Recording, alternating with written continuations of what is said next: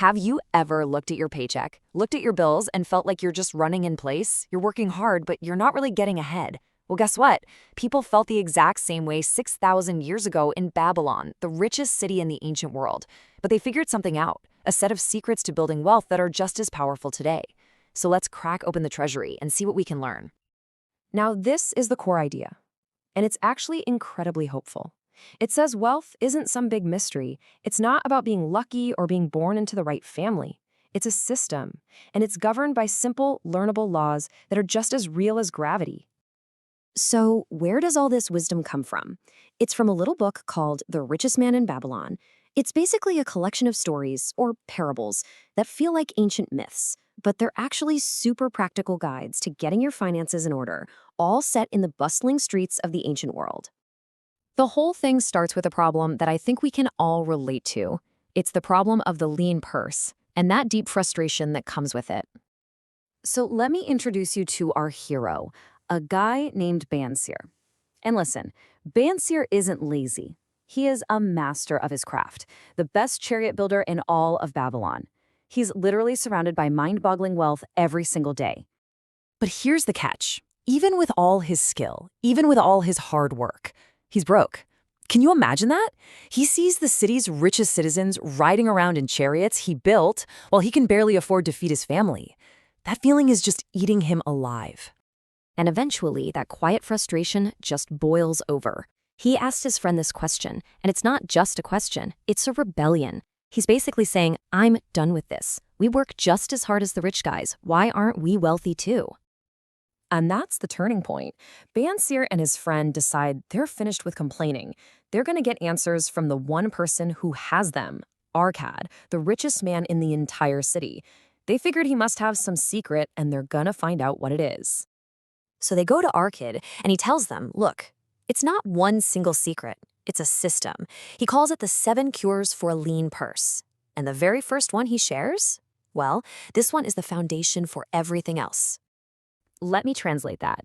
Before you pay your landlord, before you pay for food, before you pay anyone, you pay yourself.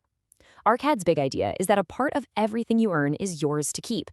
This isn't just about saving. It's a huge mental shift. You are putting your future first, before any other expense. That's it, 10%. That's the magic number. You take 10% of everything you make right off the top and you put it away. That single, simple act is what starts to fatten thy purse and completely change your financial future. Okay, so you've started saving that 10%. Awesome.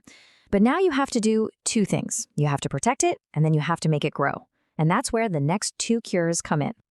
The second cure is to control thy expenditures.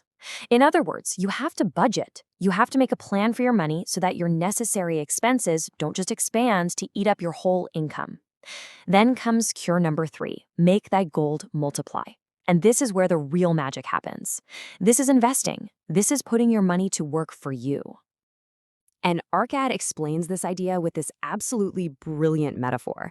He says to think of every coin you save as a golden slave that works for you. And every bit of money that slave earns is its child, who can also work for you. This is just such a perfect way to understand compounding. Your initial savings, that's the parent. The returns they generate, those are the children. And the returns those children generate, well, those are the grandchildren. Before you know it, you've built this huge, multi-generational army of money, all working for you, 24/7. All right, let's look at the last set of cures.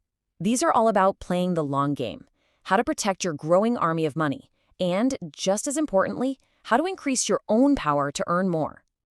The fourth cure is to guard thy treasures from loss. And man, Arkad learned this one the hard way.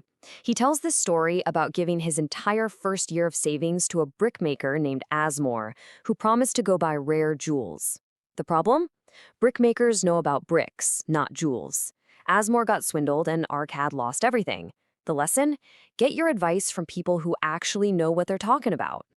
The last 3 cures really round out the whole picture. Cure 5 is to own your own home. Turn your biggest expense into an asset. Number 6 is about ensuring a future income, planning for retirement. And number 7, which might be the most important of all, is to always be increasing your ability to earn. Never stop learning, never stop improving your skills, because the more you learn, the more you can earn. So, we've gone through the 7 cures. Those are the tactics, the how-to steps. But the book's final lesson is bigger than that. It's about developing a mindset of action, which is what really separates the wealthy from everyone else. Arkad is crystal clear here. Knowing all the rules means nothing if you don't act. He describes opportunity as a haughty goddess who just doesn't wait around. She shows up, and if you haven't done the work, if you're not prepared, she's gone. On to the next person who is. And this is really the whole thing in a nutshell. The secret to getting wealthy isn't a secret at all. The steps are dead simple. The real challenge, the real enemy, is that voice in our own heads that says, yeah, I'll start tomorrow. The real battle is against procrastination. In the end, the book's message is timeless. Good luck isn't random. It's what happens when your preparation finally meets an opportunity. So the question isn't what you know, it's what are you going to do? Because it's the men and women of action who are always favored by the goddess of good luck.